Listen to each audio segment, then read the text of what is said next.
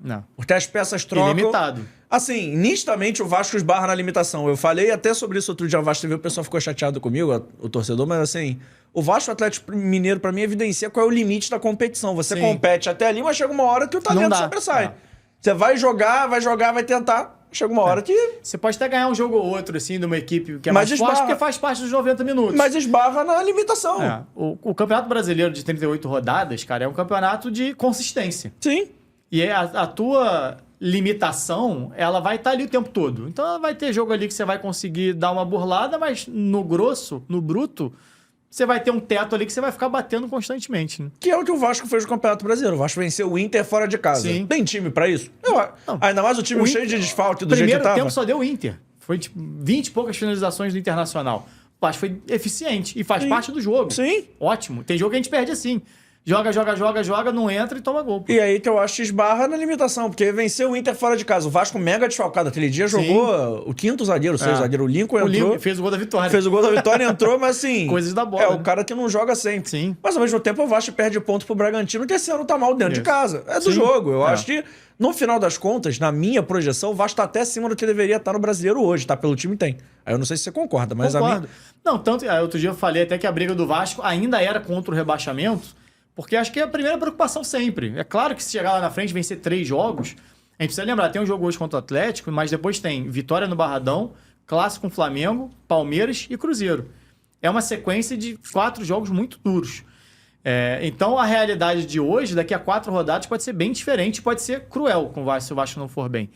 Tá todo mundo muito embolado. A gente precisa lembrar que o Inter tem jogos a menos, o Grêmio tem jogo a menos, o Vasco também tem um jogo a menos, mas em relação a poucos times. Tem muita gente com jogo a menos também.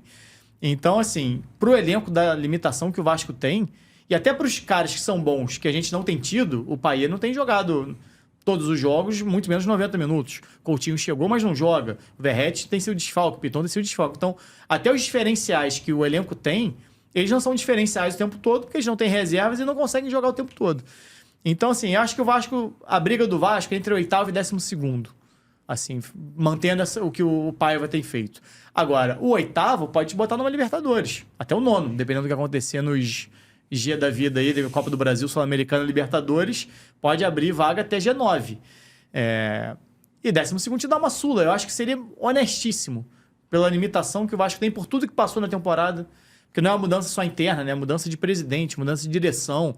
O Vasco está mudando diretor de futebol pela 4ª vez, se eu não me engano, em 1 ano e meio. O terceiro diretor no ano, que o Vasco teve o Alexandre Matos, depois veio o Pedro do Cruzeiro. Isso. E o agora Pedro, esqueci até o sobrenome dele, eu odeio falar. Ficou um mês. Veio o Pedro, ficou um mês. Agora o Marcelo Santana. Ano passado era o Brax. Então, assim, em 1 ano, você teve 4 diretores de futebol. Tanto que a gente não lembra nem o nome de todo mundo. Assim, tipo, não tem como você achar que isso é um ano normal, né? Então, se mantiver ali no meio, acho que já tá muito bom pro Vasco. Eu tô com você. E antes da gente continuar nosso bate-papo, porque eu tenho várias perguntas pra fazer, aí você tá nomes, vamos por partes. Eu tenho a pergunta do chat, não posso esquecer. Chegou aqui pra gente a Vitória. Ih, acabou esse corte? Então calma aí. Antes de eu ir embora, não esquece de se inscrever no canal, ativar o sininho da notificação, deixar o seu like, o seu comentário e, claro, seguir as nossas redes sociais. A gente tá no @ForaDoJogoCast em todas as redes sociais, mas pelo visto, estamos expulsando, então vai, me ajuda aí!